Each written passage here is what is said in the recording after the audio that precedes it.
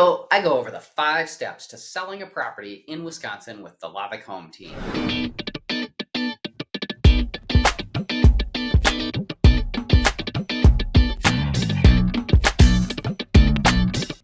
Step 2 is going to be to review. So we're going to kind of review everything we hopefully talked about before, and just kind of recap, where you're hoping to go and when you're hoping to be there. And at this point, we're going to probably set up a meeting in person, so I can, either myself or someone on my team can do a walkthrough on the property and get an idea of what all we're dealing with.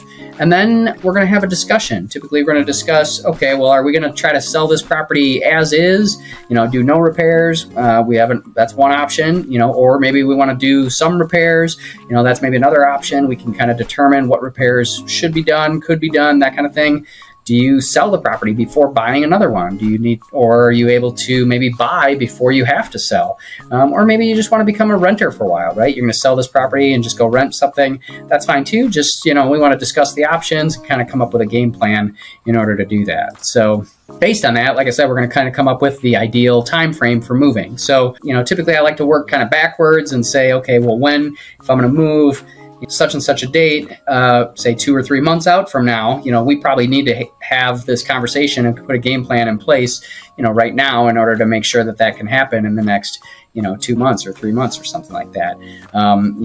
If your timeline is more than 3 months, maybe 6 months or 12 months out, we can still certainly have a conversation and maybe try to come up with a game plan for you, but it's maybe not as urgent that we need to meet right away in order to get the property, determine what the property marketing plan is going to be and the pricing and all that kind of stuff. But, and if it's more than a year, well, we can certainly have a discussion, but, the market is always changing, and I definitely want to reevaluate what's happening in the market at the time we get closer to making a decision.